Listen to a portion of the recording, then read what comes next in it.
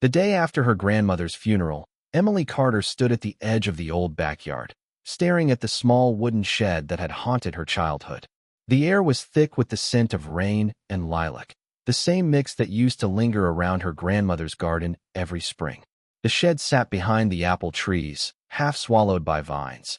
Its red paint faded to the color of dried blood. A rusty padlock clung to the latch like a wound that refused to heal.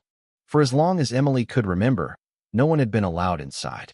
"Don't go near it," Grandma Ruth would say, her voice low, her sharp gray eyes daring anyone to disobey. Even when Emily was little, her curiosity had burned like wildfire. She'd peek through the narrow slats of the wooden walls, trying to glimpse what was inside, but the darkness swallowed everything. Sometimes at night, when she slept over, she thought she heard noises from within, faint scraping, a muffled thud, or something that almost sounded like whispering. Now Ruth Carter was gone, and for the first time in 40 years, there was no one left to guard that shed. Emily's mother, Diane, stood a few feet behind her, arms crossed tight. She was pale and silent, her grief sitting on her shoulders like a weight she couldn't shake. "You're not thinking of opening it, are you?" she asked quietly. Emily turned to her. "Why not? It's just a shed." Her mother's lips tightened. "Your grandmother never let your father near it either. Not once. And after he left, she locked it for good." That caught Emily off guard. "I didn't know that." "There are a lot of things you don't know," Diane said, then walked back toward the house. Emily stayed, the wind tugging at her hair. The padlock looked ancient, its metal corroded and weak. She crouched down and touched it. The cold bit into her fingers. The lock was marked with a name, Wright and Company, 1942, older than the shed itself. A faint smell drifted from the cracks in the wood, not mold or dust, but something strangely sweet, almost floral, yet under it, something metallic. She stood slowly, heart thudding. For years, Grandma's shed had been just another forbidden place.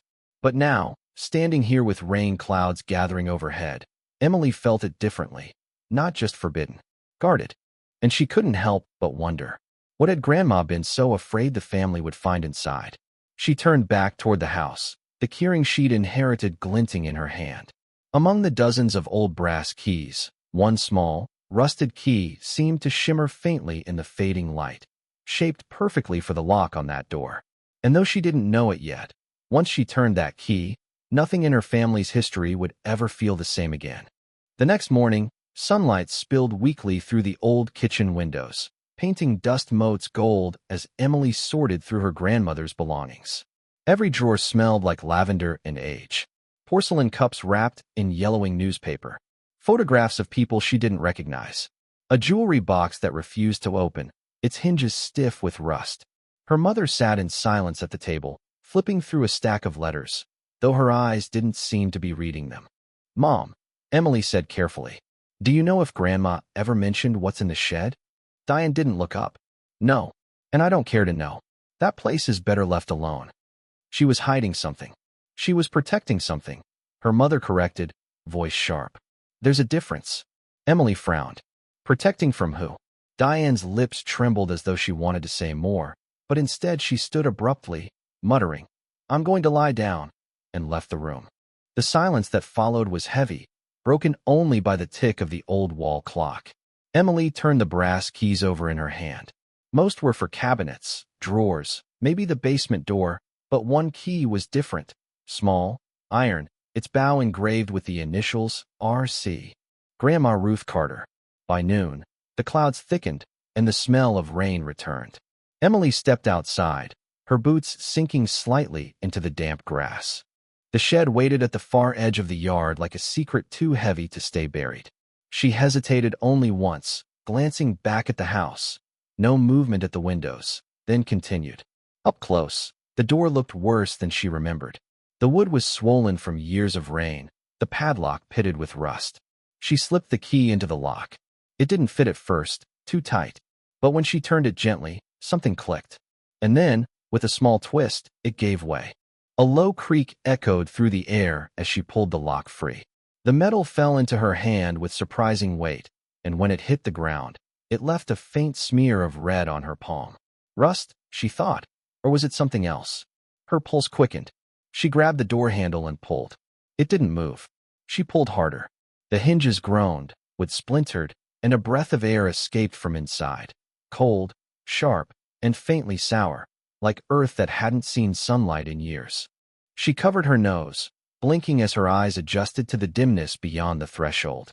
For a moment, all she saw was dust and shadow. Then shapes began to emerge. Wooden crates stacked neatly in the corner. A workbench cluttered with glass jars. Something hanging from the rafters. Rows of dried flowers, twisted roots, bundles of herbs strung together with faded red thread. And beneath them, resting on an old table, a wooden chest carved with symbols she didn't recognize. Emily stepped inside. The floorboards groaned under her feet. The air felt wrong, heavy, as if the walls themselves were holding their breath. On the wall to her left hung an old mirror, its surface blackened with age. For an instant, her reflection flickered, as if someone else stood behind her. She spun around. Nothing. Then she noticed it, painted faintly on the inside of the door, hidden beneath the dust. A message, written in her grandmother's trembling hand. Do not open the chest, no matter who asks. Her skin prickled. The shed was silent again, but the air seemed to hum, low, like a warning. And though part of her wanted to turn and run, another part, stubborn, curious, desperate for truth, took one step closer to the chest. She didn't know that with that single step, she had just broken the first rule her grandmother ever made. Rain began to fall in thin, silvery threads, tapping against the shed's tin roof like fingers drumming on a coffin lid. Emily stood motionless, staring at the wooden chest.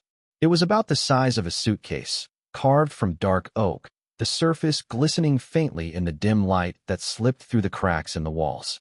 The carvings weren't decorative.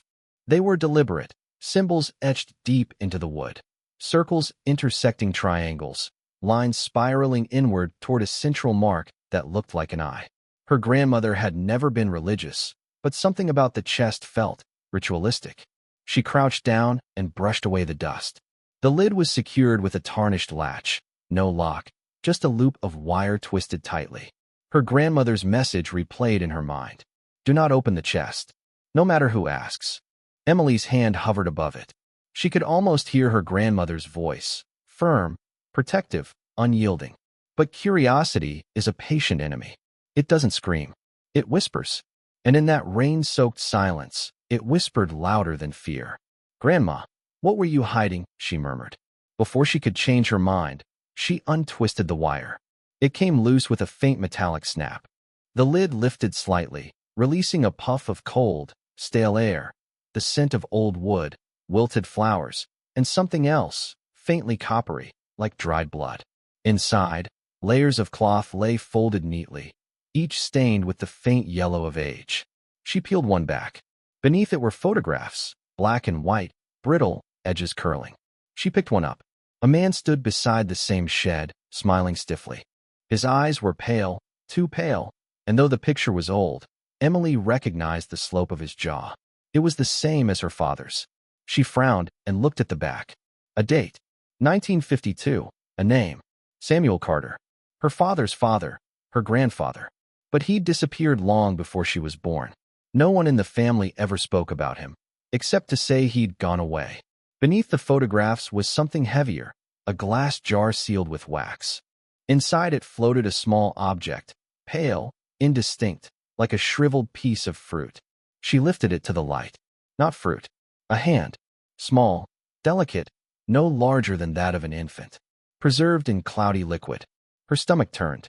She nearly dropped the jar, heart slamming against her ribs.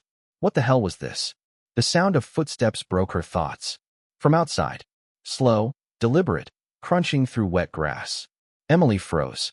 Her breath hitched as she turned toward the door. Through a thin crack in the wood, she saw movement, a dark shape passing the apple trees. Then it stopped, facing the shed. Her pulse thundered in her ears. Mom, she whispered. No answer. The figure lingered for a moment, then vanished behind the trees. Only the rain remained, steady and relentless. Emily set the jar back carefully, hands trembling. She tried to steady her breathing, but the air inside the shed had changed, colder now, thicker. When she glanced at the mirror on the wall again, She swore she saw something move behind her reflection. A flicker, a blur, like a shadow shifting form. She slammed the lid shut. The moment it closed, a gust of wind struck the shed so hard the walls rattled. The hanging herbs swayed violently, scattering dried petals to the floor. The mirror cracked straight down the middle with a sharp, splintering sound. And then, silence. Emily stumbled backward, gasping. Her hand found the door handle, and she pushed it open, bursting into the rain. The gray sky seemed to swallow her whole as she ran back toward the house, soaked and shaking. Behind her, the shed door creaked slowly back open. Just a few inches. Enough for a whisper of air, or something else, to escape. That night, thunder rolled across the valley like something alive. Emily couldn't sleep. Every time she closed her eyes, she saw the jar, the tiny, pale hand suspended in that murky fluid, and the cracked mirror reflecting her own terrified face. She sat at the kitchen table wrapped in a blanket, the photograph she'd taken from the chest lying before her. Her grandfather's eyes stared back at her, cold, watching. When the old clock struck 2, she noticed something she hadn't before. Behind him, faintly visible, was a second figure. A woman. Her grandmother, standing a few feet away, turned slightly, as if she hadn't wanted to be in the frame. But her expression wasn't fear. It was grief. Emily traced the outline of Ruth Carter's face with her thumb. "What were you two hiding?" she whispered. A floorboard creaked above her. She froze. The house was supposed to be empty. Her mother had gone to stay with a friend that evening, too shaken to remain here. Emily stood slowly, every hair on her arms rising. "Hello." No reply. Only the soft hum of the refrigerator and the distant rumble of rain. She moved to the staircase, each step careful, quiet. The hallway light flickered once, then steadied. The air smelled faintly of smoke. Old smoke, like the remnants of burned paper. When she reached her grandmother's room, the door was open. A draft stirred the lace curtains. Inside, moonlight revealed the bed still unmade from the funeral morning. On the nightstand sat another photograph, one Emily had never noticed. It showed the shed again, but this time, the door was wide open. And inside, half shrouded in shadow, stood the same man, her grandfather, holding something in his arms. Emily lifted the frame closer. Her hands trembled. It was a child. The face was blurred, the features smudged by time, but she could make out a small hand reaching toward the camera. The same small, fragile hand she'd seen in that jar. Her throat went dry. A soft sound behind her. A breath close. She spun around. The room was empty. But when she turned back to the photo, something had changed. The reflection in the glass, it wasn't hers anymore. Her grandmother's face stared out from behind the frame, lips moving silently. And though Emily couldn't hear the words, she could read them on those ghostly lips. "Don't open it again." Morning came gray and heavy. The world outside washed in mist. Emily hadn't slept. Every creak of the house had kept her awake. Every flicker of shadow on the wall had looked like someone watching. The photograph from her grandmother's nightstand now lay sealed in a plastic bag on the counter. She couldn't bear to look at it anymore, not after what she'd seen reflected in the glass. At breakfast, her mother returned. She looked pale but calmer, until Emily spoke. "Mom, I went inside the shed." The color drained from Diane's face. Her cup slipped from her hand and shattered. "You what?" "I needed to know what was in there," Emily said quickly. "There's a chest, old photos, and—" "Did you open it?" Emily hesitated. Her mother's voice rose to a sharp whisper. "Did you open it, Emily?" "Yes, I had to." Diane pressed both hands to her mouth, eyes filling with tears. "Oh God. Ruth warned me. She warned me." "Warned you about what?" Emily demanded. Her mother shook her head. "Your grandfather wasn't missing. He died in that shed. And your grandmother made me swear never to disturb it." Emily felt the air drain from the room. Died how? She never said. Only that it was an accident. But after that night, she locked it forever. Said the past needed to stay buried. Thunder cracked outside, though the sky was clear. Both women flinched. The lights flickered once, then steadied. "Mom, there's something in that chest," Emily whispered. "I found a—" "Stop." Diane's voice broke. "Don't tell me. I can't hear it." Before Emily could respond, a faint sound rose from the yard, a soft thud, then another, like something shifting against wood. They turned toward the window. The shed door, which Emily was sure she'd left closed, now hung open wide. Rain began to fall again, sudden, violent, though no storm had been forecast. The wind tore through the apple trees, bending their branches toward the shed as if pointing. Then came the whisper, barely audible over the rain. A voice, low, wavering, calling her name. Emily. Her blood ran cold. It wasn't her mother's voice. It was a man's. And though she'd never heard it before, something deep inside her recognized it instantly. Her grandfather. The rain came down harder, drumming against the roof in frantic rhythm. Emily stood frozen by the kitchen window, her breath fogging the glass. Beyond the apple trees, the shed door swayed on its hinges, banging open and shut with the wind. Bang, creak, bang. Each time it moved, darkness flickered inside, like something shifting within. Her mother gripped her arm. Don't you dare go out there. Mom, someone's calling me. No one's out there, Emily. It's this house. It's memories, that's all. But the voice came again, clearer this time. Emily, come here. Her pulse thudded so hard she felt it in her throat. That voice, calm, low, unmistakably male, carried a strange tenderness, like an old lullaby from someone who knew her once. Before her mother could stop her, Emily bolted for the door. Emily, Diane shouted, but the storm swallowed her voice. Outside, the air was electric, charged with a metallic scent. The grass clung to Emily's legs as she ran, her shoes sinking into the mud. She stopped a few feet from the shed. The door had stopped moving. It stood perfectly still now, slightly ajar, as if waiting. Rain poured down her face, cold and blinding. She squinted into the darkness inside. Grandpa, the air stilled. Then, a whisper, right behind her ear. I've missed you. Emily spun around, heart slamming against her ribs. No one, only rain.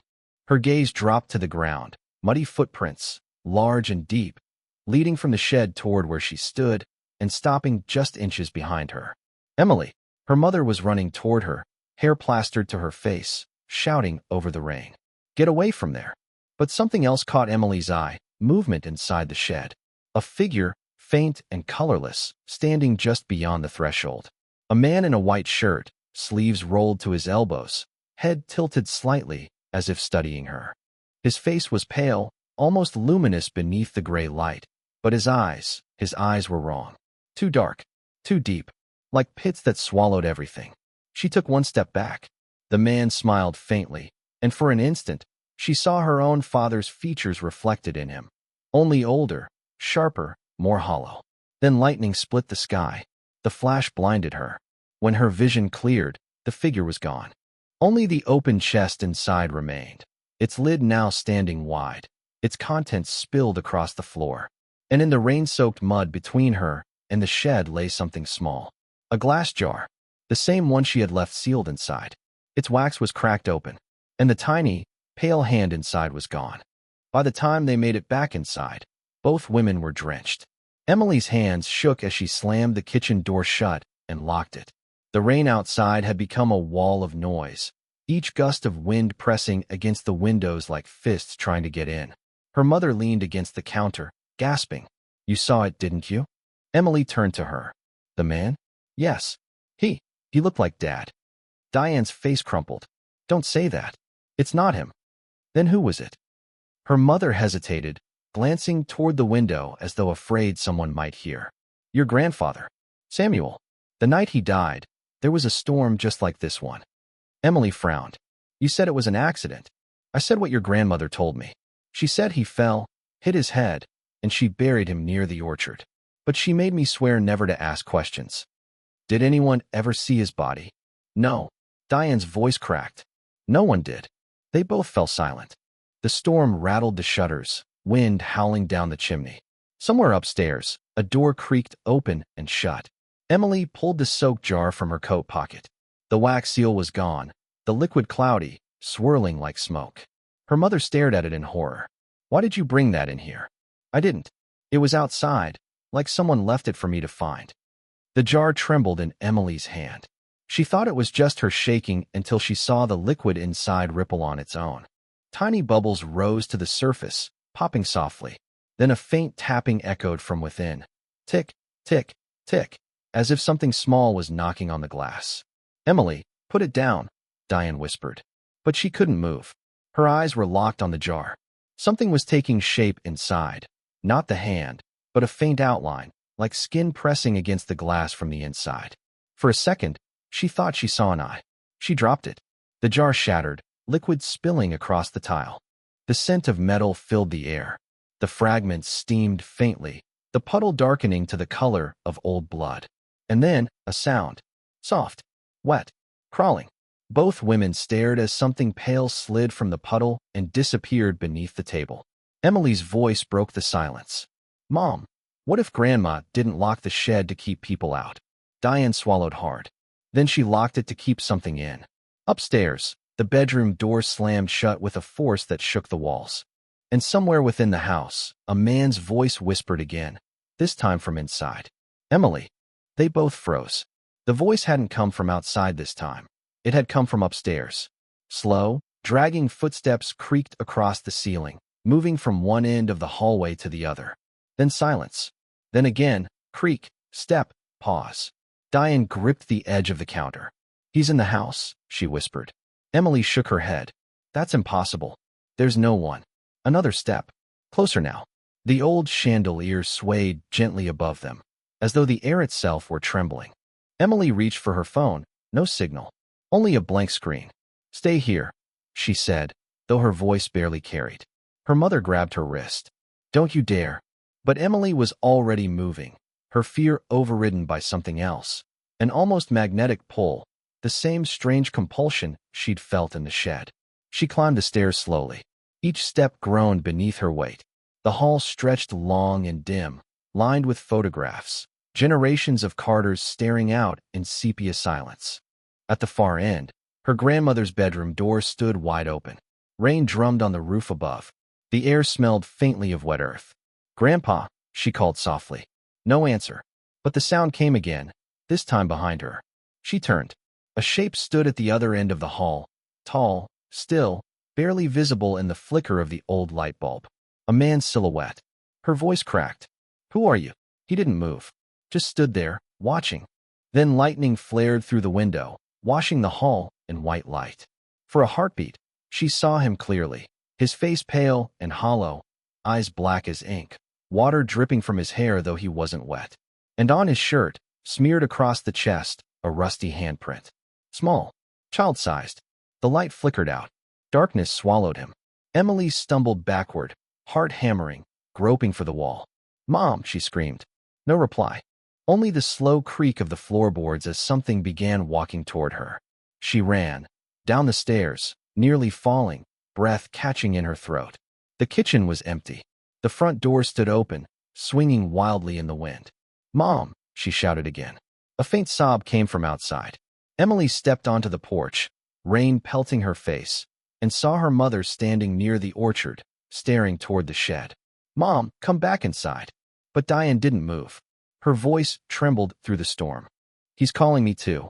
And then, in the flash of lightning, Emily saw what her mother was looking at. The shed door wide open once more, a pale figure inside, one arm raised in greeting. The rain had softened into a steady drizzle, but the air still vibrated with that strange static hum that seemed to come from nowhere and everywhere. Emily ran barefoot across the yard, mud splashing up her legs. Her mother stood by the apple trees, her nightgown soaked, her hair plastered to her face, staring into the open shed like someone hypnotized. Mom, Emily shouted, grabbing her shoulders. We have to go inside. Diane didn't even blink. Her eyes were locked on the darkness beyond the door. He's waiting for me, she whispered. Who? Emily demanded, shaking her. There's no one there. But Diane just raised a trembling hand and pointed. Look closer. Emily turned toward the shed. At first she saw only shadow. Then, movement. A pale figure leaned against the inside wall, one hand resting on the table where the chest had been. His head was bent slightly, as though listening to something unseen. She took a hesitant step forward, her heart pounding so hard it blurred her hearing. Grandpa, the figure stirred. Slowly, his head lifted, and Emily saw his face. The same one from the old photograph. Older, yes, but unmistakable. His mouth curved in a slow, impossible smile. Ruth kept her promise, he said softly. His voice was calm, almost kind. Until now. Emily stumbled back. You're dead. He tilted his head. Dead? Is that what she told you? The words made her stomach twist. Behind her, her mother sobbed quietly, whispering, I didn't know. I didn't know. The man's gaze shifted toward Diane. You did. You just forgot what forgetting costs. Emily felt her legs weaken. The air thickened, cold and heavy, pressing down on her chest. Her mother took a step toward him, dazed, murmuring, Samuel? Don't. Emily screamed, but it was too late. As Diane crossed the threshold, the man reached out, his hand passing through her like smoke. She gasped, her body jerking as if struck by lightning. For a moment, her eyes turned the same deep black as his. Then he vanished, gone, as though the rain had washed him away. Diane collapsed onto the muddy ground, gasping, trembling. Emily dropped beside her, shaking her shoulders. Mom, talk to me. Her mother's eyes fluttered open, distant, unfocused. When she spoke, it wasn't her voice. He wants the rest. Emily froze. The rest of what? Diane's lips moved slowly, each word strained. The body. And before Emily could ask more, her mother's head turned toward the orchard, eyes locking on something buried beneath the oldest tree. The rain stopped all at once, as if the world had been holding its breath. The silence that followed was worse than the storm. Emily knelt beside her mother, who stared blankly at the orchard. Her lips moved, whispering words too faint to catch. Mom, what body? Emily pleaded. What's under the tree? No answer. Only that dazed stare and the soft hum of wind moving through wet branches. Emily followed her gaze. The oldest apple tree stood apart from the others, gnarled and crooked, its bark split like old scar tissue. The grass beneath it was patchy and uneven. At its base, the ground dipped slightly, forming a shallow depression, too smooth, too symmetrical to be natural. Lightning flashed far in the distance, just enough to illuminate something half buried there, the edge of an old wooden plank jutting out of the soil. Emily's chest tightened. She rose slowly, each step toward the tree feeling heavier than the last. When she reached it, she knelt and brushed away the mud. Her fingers struck something solid, wood. A lid. Mom, she whispered, glancing back. But Diane hadn't moved. Emily dug faster, her hands raw and trembling. Rainwater and dirt smeared her arms, but she didn't stop. The board gave way with a soft crack, revealing darkness beneath. The smell hit her first, damp soil and something faintly sweet, the same scent that had haunted the shed. She reached for her phone, flicked on the flashlight, and aimed it inside. A box, roughly built, maybe 3 feet long, lined with fabric. Inside lay bones, small, delicate, arranged neatly as though someone had tried to make them comfortable. A child's skeleton. Emily's breath caught. Her vision blurred. Her grandmother's warning carved itself again across her memory. Do not open the chest, no matter who asks. And then, at the edge of the light, something moved. A thin shape, almost transparent, shifted beside the bones, not quite visible, but unmistakably human. It rose slowly, like mist taking form, and turned toward her. The air dropped 10 degrees in an instant. A whisper brushed her ear. Thank you for finding me. Emily stumbled backward, tripping in the mud. The faint outline of a small figure now stood beside the open box. A little boy, his head tilted, eyes dark and hollow. His hand, the missing hand, was whole again. Grandpa said you'd come, he said softly. Her flashlight flickered, and the boy smiled, not cruelly, but sadly. He buried me here. Grandma tried to keep me asleep. The light died, and in the darkness that swallowed her, Emily finally understood what her grandmother had been guarding all those years. Not a secret to protect the family's name, but a sin the dead refused to forget. Emily's scream caught in her throat, swallowed by the dark. Her flashlight flickered once more, a weak pulse of light across the wet ground. The boy's figure shimmered like smoke, half there, half not. He tilted his head, studying her with that quiet, eerie calm only children seem capable of, the kind that feels older than time. I was supposed to sleep, he whispered. But she opened the door. Emily's pulse thudded in her ears. Who are you? The boy smiled faintly. You know me. You just don't remember yet. Her breath trembled. That's not possible. But something deep in her chest, some instinct, told her he wasn't lying. The rain began again, softly this time, drumming on the leaves above. The sound made the air shimmer. And then she saw it. A faint outline in the soil, just beyond the small grave. Another shape, larger, half buried. Emily's stomach turned. Oh my God! She fell to her knees, brushing away the mud until her fingers struck cloth. A sleeve, gray and crumbling, wrapped around bone. A ring glinted faintly on one skeletal hand. She recognized it instantly. Her grandmother's. The little boy's voice came again, low and hollow. She stayed with me. She couldn't leave until he came back. Emily's hands shook. You mean, Grandpa killed you? The boy didn't answer. He simply turned his head toward the shed. Inside, the faint glow of light had returned, not steady, but pulsing, like a heartbeat. She tried to stop him, he said softly. But he wanted to finish what he started. Emily backed away, shaking her head. You're lying. He smiled again, and this time his face shifted. For an instant, she saw her father's features flicker across his own. No, the boy whispered. You carry his blood. You carry mine. Lightning tore the sky. For one blinding second, the entire orchard glowed white, and she saw them. Dozens of faint outlines standing between the trees, silent and still. Children, all watching her. When the light faded, they were gone. Only the whisper of wind remained. Behind her, her mother stirred, moaning softly, her voice no longer her own. He's coming, Diane rasped. Samuel's coming for you next. Emily turned toward the house. In the upper window, a pale face watched her through the glass, smiling. Emily dragged her mother back into the house, her pulse racing so fast she thought her chest might split. Diane's feet barely touched the floor, her head lolled, whispering Samuel's name under her breath like a prayer or a curse. Once inside, Emily slammed the door and shoved a chair beneath the handle. The rain beat harder now, driven sideways by the wind. The old house groaned, as if resenting their presence. She laid her mother on the couch. Mom, stay with me, she said, slapping her cheek lightly. Please, open your eyes. Diane's eyelids fluttered. When she finally focused, her gaze was empty, unfocused. He's in the walls, she murmured. He never left. You let him in. Emily gripped her shoulders. You have to tell me what happened. Who was the boy? What did Grandma do? Her mother's lips trembled. Ruth, she couldn't have children. Samuel brought the boy home one night. Said he found him wandering near the creek. But people stopped coming to the farm after that. They said the air felt wrong. Mom, he said the boy was theirs now. But she heard him crying in the shed. Always crying. Thunder cracked, shaking the windows. The lights flickered out.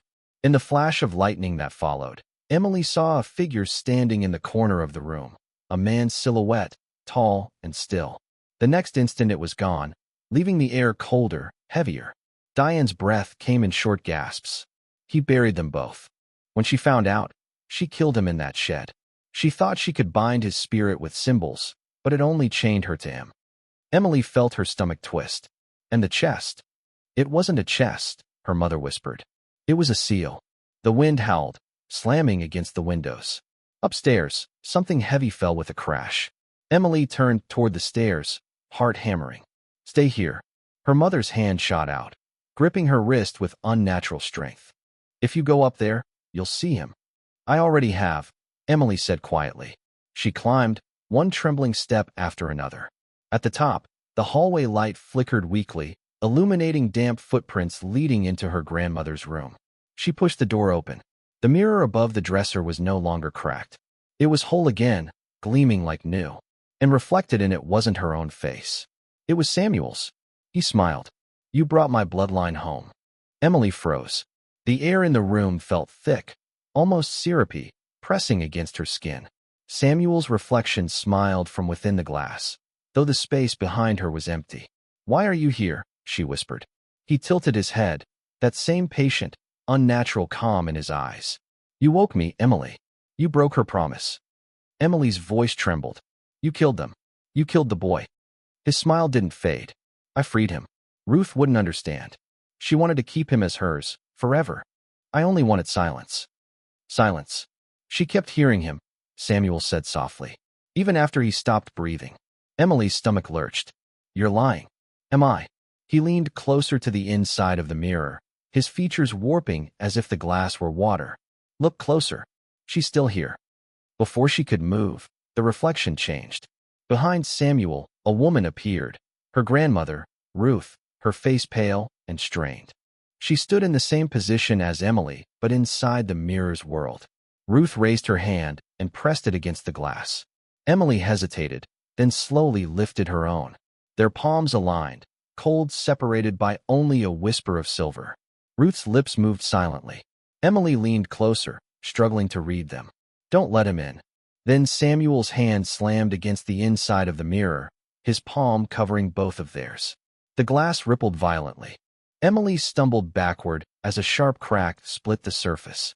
A thin line of light bled from the fracture, spreading like a vein of fire. The temperature in the room plummeted. "Every promise ends," Samuel said. His voice no longer came from the reflection, it came from behind her. She spun around. He stood there now, fully solid, drenched as if he'd just climbed out of the rain. His eyes gleamed with unnatural darkness. Emily grabbed a shard of broken glass from the floor. "Stay back." He stepped closer, expression almost tender. "You can't fight what you're part of." A voice screamed her name, her mother's, from downstairs. Then a crash. Emily turned toward the sound, but when she looked back, Samuel was gone. The mirror was whole again. Only one thing remained different. The reflection still showed Ruth, trapped behind the glass, pounding silently to get out. And written across the inside of the mirror, scrawled in backward script, were 4 words that made Emily's blood freeze. "He's not done yet." Emily ran downstairs, heart hammering so violently she could hear it echo in her ears. "Mom!" she shouted. The living room was in chaos, the lamp overturned, the curtains fluttering wildly though every window was closed. Diane was on her knees near the couch, clutching her head, whispering incoherently. Emily knelt beside her. "Mom, it's me. What happened?" Diane's fingers dug into the carpet. "He's trying to finish it, to make it whole again." "What is he trying to finish?" Her mother raised her eyes. They were wrong, black, bottomless, like Samuel's. "The bloodline," she said in his voice. Emily stumbled backward. "Get out of her," she screamed. The lights dimmed, humming faintly as if the whole house were breathing. Diane's mouth twitched, her head jerking violently. "He wants you.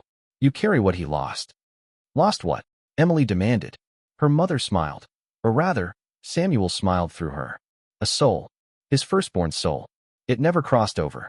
You opened the seal, Emily. You freed it." "No," Emily whispered, shaking her head. "That boy, he was innocent." Samuel's laughter vibrated through her mother's body.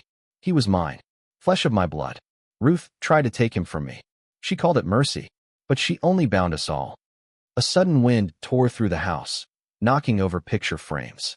The photos within fluttered across the floor, generations of Carters staring up with familiar faces, each with that same deep-set gaze, the same sharp jawline. All the same blood. Emily's voice broke. "What do you want from me?" "Completion," he whispered through Diane. "Your grandmother died trying to end it. You can finish it properly." Her mother's body seized, convulsed once, then went still. She slumped sideways, motionless. Emily screamed, shaking her, but before she could even check for breath, the house itself seemed to inhale. Every light went out. The air went cold. And then, a soft, childlike giggle echoed from the kitchen. Emily turned slowly. The boy stood there again, his translucent figure framed by the doorway, dripping mud. "You shouldn't have come back here," he said gently. "He's awake now." Behind him, the back door blew open, slamming against the wall. Rain poured in, and through the downpour, Emily saw movement. A dark figure standing beneath the apple tree. Samuel, watching, and in his arms, something small, something limp, wrapped in a piece of fabric. Emily took one step toward the door. "Mom." The boy smiled faintly. "She's with him now." The wind howled through the open doorway, carrying the sharp scent of soil and rain. Emily stood frozen, staring at the figure beneath the apple tree. Samuel's shape wavered in the downpour, the storm bending around him as if the rain itself refused to touch him. He cradled the small, shrouded bundle in his arms like something precious. Emily stepped out into the yard. "Give her back." Samuel's voice was soft, almost gentle. "She was never yours to lose." Lightning flared. For an instant she saw his face clearly, half decayed, half human, features flickering between life and death. His eyes glowed faintly, not white or red, but that deep void black that seemed to drink the light around him. "She's my mother," Emily shouted over the storm. "She's mine now," he said. "She carries what was bound. You opened it, and now it must be finished." Emily's throat tightened. "Then take me instead." Samuel tilted his head, regarding her with something that looked almost like affection. "You would give yourself? If it ends this." He smiled faintly, rain running through the hollow of his cheek. "There's only one way to end it. Blood for blood." From the shadows of the orchard, the boy appeared again, the same small figure, eyes glimmering like glass marbles in the dark. "He's lying," the boy whispered. "He always lies." Samuel's gaze shifted to the child. "Quiet, Abel." Emily's breath hitched. "That's your name?" she asked the boy. He nodded slowly. "He named me after his father. Said I would make him whole." Samuel's hand tightened around the bundle. The storm roared louder. "He's not your brother," he said coldly. "He's what keeps me here." The boy stepped between them, water dripping through his translucent body. "Grandma tried to put me back where I belong, but she didn't have enough blood. She needed yours, Emily." "What are you talking about?" she cried. "Your family keeps me alive," Abel said. "Each generation feeds me a little. You broke the seal. Now he's free to take it all." Emily turned toward Samuel. "You used us." His smile vanished. "I made you." Lightning split the sky, blinding her. When her vision cleared, Abel had vanished. The bundle in Samuel's arms began to move. A small, pale hand slid free from the fabric, perfectly whole. And from the orchard's darkness, 100 whispers rose in unison, chanting a single word that made Emily's blood run cold. "Finish." The chanting grew louder, rising and falling with the wind until it seemed the entire orchard was whispering her name. Emily's legs nearly buckled under the sound. The trees swayed violently, their branches clawing at the air like desperate hands. Samuel stepped forward, the bundle in his arms twitching. "It's time, Emily," he said softly. "You were born to end this." "I'm not ending anything for you," she spat, backing away. The boy appeared again between them, his small form flickering in and out of sight. "You can't fight him alone. Grandma tried. He burned her soul into the mirror when she failed." Emily's breath came in ragged bursts. "Then tell me how to stop him." Abel's eyes gleamed faintly. "You have to seal him again. The same way she did, with blood and truth." "Truth. Tell what he hides." Samuel's voice rolled over the storm like thunder. "Enough." He raised his hand, and the air itself seemed to compress. Abel was thrown backward, vanishing into the trees. Emily dropped to her knees as the ground shook. The old apple tree cracked down the middle, its trunk splitting open like a wound. From within the hollow, something glowed, a faint red pulse, rhythmic, like a heartbeat. Samuel smiled. "Our beginning," he said, "and your ending." The pulse quickened. The earth around the roots churned, releasing the sickly sweet smell of decay.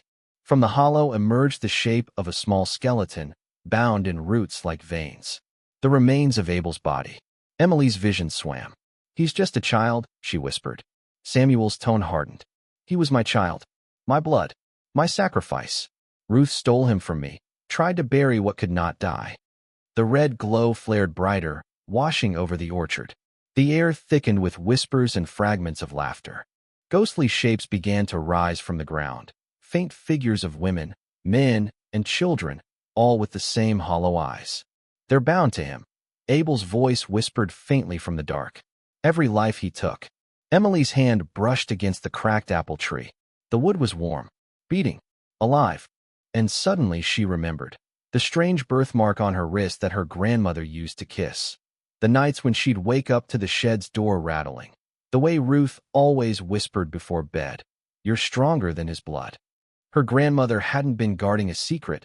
She'd been guarding her. Samuel's voice softened. "Come now, Emily. Join your family." The roots around the skeleton began to move, reaching toward her feet like serpents. She took a single step back, staring into the pulsing red light. "You want my blood?" she said, trembling. "Then you'll drown in it." And with that, she reached down, grabbed a jagged piece of the broken tree, and sliced her palm open wide. The rain hissed as Emily's blood spilled onto the soil. The earth drank it eagerly, steaming where it touched the roots. Samuel froze mid-step, his smile faltering. "You don't know what you're doing," he said. Her voice came steady, almost calm. "Maybe not, but you're afraid of it." The ground beneath her pulsed like something alive. The heartbeat within the tree began to match her own. Her blood traced crimson veins across the cracked wood, seeping into the hollow where Abel's remains lay. The air shimmered, twisting with heat and shadow. Abel's voice came again, faint but urgent. "You're sealing him, but it needs both of us." Emily turned. He stood at her side now, faint light glowing from within his chest. His small hand reached toward hers. "You have to give me back what's mine," he whispered. "What do you mean?" "My soul. You carry it." Before she could question, Samuel's roar cut through the storm. "Don't listen to him." He surged forward, wind and rain twisting around him. The figures in the orchard wailed, their outlines blurring like smoke. "He's a parasite, feeding on our bloodline." Abel's form flickered, pain flashing across his face. "Please, Emily. He bound me to your family when he died. That's why you see us. I'm what keeps him alive, my soul split between you and him. End it." Emily looked from the child to Samuel, her heart pounding. "If I give it back to you." Abel nodded. "He'll have nothing left to anchor him." Samuel's eyes darkened. "You'll die with me." Lightning ripped across the sky, bathing them in blinding white. Emily squeezed Abel's hand. "Then I die free." A shock of heat tore through her body, a violent pull, like something being ripped from her chest. The mark on her wrist burned bright red. Samuel screamed, his form distorting, collapsing inward. The red glow beneath the apple tree flared to blinding intensity. Abel's body, both ghost and bone, merged with the light.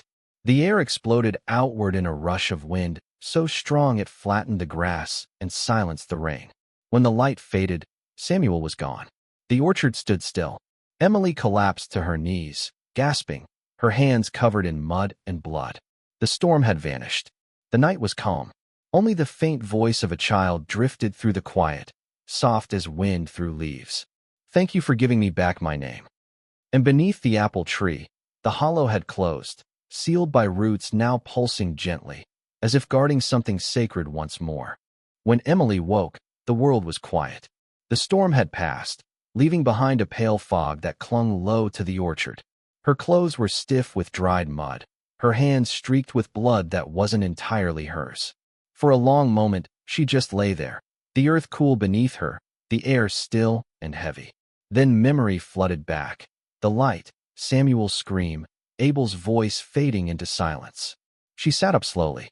The old apple tree loomed above her, split but standing. The hollow at its base was sealed over with new roots, their bark smooth and red as scar tissue. She reached out to touch them. Warm, almost pulsing. The house was dark when she went back inside. Broken glass littered the floor, water pooled beneath the windows. "Mom," she called softly. No answer. Her throat tightened as she moved from room to room. The overturned lamp, the shattered mirror, all exactly as she'd left them. But her mother was gone. Only the faint scent of lilac lingered in the air, the same perfume Ruth had worn. Emily sank onto the couch, pressing her palms to her eyes. Every muscle in her body ached. Every part of her wanted to believe it was over. Yet the silence felt wrong. Too deep, too complete, like the house itself was holding its breath. Something caught her eye, the family photo that had fallen face down near the fireplace. She picked it up. The glass was cracked, the image damp from the rain. Her father, her mother, and herself as a child stood smiling in front of the same house. But behind them, barely visible in the background, was the shed, its door wide open. She ran her thumb over the image. The shed door in the picture was painted red. But the real shed, when she'd seen it yesterday, had been brown for decades. The color in the photograph shifted beneath her touch, brightening, almost bleeding. For a moment, she could have sworn the picture moved, the door creaking wider, a shadow forming inside. A low sound echoed from outside. A creak, then another. Emily went to the window. The shed door was swinging gently again, though there was no wind. She swallowed hard. "No, I sealed it. I did." But as she watched, the door slowly stopped moving, then closed by itself with a soft, deliberate click. And in the fog beyond the orchard, just visible between the trees, she saw a small figure standing perfectly still. A boy, watching her. Emily's breath fogged the glass as she stared at the orchard. The fog was thick enough to swallow everything past a few meters, but the boy's silhouette stayed clear, motionless, facing the house. "Abel," she whispered. No response. Only the faint creak of the shed door reopening. A slow, careful movement, as though it were being pushed by a deliberate hand. She slipped on her boots and stepped outside. The morning air was cold and wet, the grass soaking through the soles as she walked. Each step echoed too loudly. When she reached the tree line, the boy was gone. The shed stood open again. Inside, the light was different now. Not red, not dark, but soft and gray, like dawn caught in a jar. "Abel," she called again, voice trembling. A whisper came from within. "You shouldn't have come back." Her pulse quickened. "Then why are you here?" Silence, then the sound of movement. She stepped closer. The inside of the shed was almost empty. The workbench and crates were gone. The mirror cracked again. In the corner where the chest had once stood, a small bundle rested beneath a faded cloth. Emily knelt and pulled it back. Inside lay her grandmother's old diary, swollen with moisture, pages yellowed and brittle. On the first page, in Ruth's familiar handwriting, were the words, "If the tree bleeds again, it means the blood was shared, not ended." Emily's fingers went cold. She turned the page. A pressed flower fell out, an apple blossom, perfectly preserved. Beneath it, another line in darker ink. "He can't return without a vessel, but he always leaves one behind." A sudden sound behind her, footsteps. Slow, dragging. She turned sharply. A man's figure filled the doorway. Not Samuel. Younger. Dry despite the wet grass. Her breath caught. "Dad?" He smiled faintly, eyes soft, familiar, until the light shifted and she saw the black veins threading across his neck. "I came to take you home," he said. His voice was her father's, yet beneath it was something else, deeper, older. Emily stumbled back. "You're not him." The faint smile widened. "He was the last vessel. Now you're the next." The roots of the old apple tree shuddered outside, twisting as if responding to his words. The air thickened again, the same unnatural pulse rising from the soil. Emily clutched the diary to her chest. "Not this time," she whispered. But he was already stepping toward her, his eyes darkening to that endless, hollow black. Emily backed against the wall of the shed, clutching her grandmother's diary like a weapon. The man, her father, or whatever wore his face, kept advancing, each footstep slow and deliberate. "Stop," she said, voice trembling. "You don't belong here." He smiled faintly. "Neither do you. You broke the seal, Emily. Now there's no line between the living and the dead. You made space for me." He reached out a hand. It wasn't human anymore. Black veins webbed across the skin, pulsing faintly with red light. The air smelled of metal and rot. "I just want my family whole again," he whispered. Emily's back hit the cold wall. "You're not my family." "Yes, I am," he said, stepping closer. "I am everything your grandmother tried to hide. I am the curse she married into. I am the hunger in your blood." His fingers brushed her cheek. For a moment she saw flashes, not memories, but something older. Ruth kneeling beside the apple tree, slicing her own palm. Samuel laughing as the ground opened, the boy crying inside the chest. Then she heard Ruth's voice, faint but firm, whispering from nowhere and everywhere. "Truth and blood, Emily. That's the seal." Emily looked down at the diary in her hands. Her grandmother's blood still stained the final page, a small brown smear beside a symbol drawn in trembling ink. The same spiral, an eye carved into the old chest. She pressed her bleeding palm against it. The ink began to glow. Her father's smile faltered. "What are you doing?" "Finishing it." The symbol burned through the paper, spilling light onto the walls. The shed shook, dust falling from the rafters. The roots outside writhed like living things. Her father screamed, the black veins flaring crimson. "You'll die too." "Maybe," Emily said, voice steady now, "but not for you." She slammed her palm flat against his chest. Light exploded outward, flooding the shed in white fire. His body convulsed, mouth open in a silent cry as the black veins tore free like smoke pulled from his skin. The air roared, wind, voices, centuries of trapped souls, all howling at once. When the light faded, she was alone. The shed was empty. The diary lay open at her feet, its pages blank, as if every word had been burned away. Outside, dawn broke pale and gold over the orchard. The apple tree stood still, whole again, its bark smooth and unscarred. Emily stepped into the sunlight. The air was clean, the silence gentle. For the first time, the place didn't feel haunted, it felt asleep. As she turned to leave, a single apple fell from the tree and landed softly at her feet. She picked it up. The skin was red as blood, warm to the touch. And when she bit into it, the taste was sweet, almost too sweet. For a moment, she thought she heard a child's voice whisper on the wind, soft and content. "Thank you for keeping your promise." Then the orchard was silent again. The end.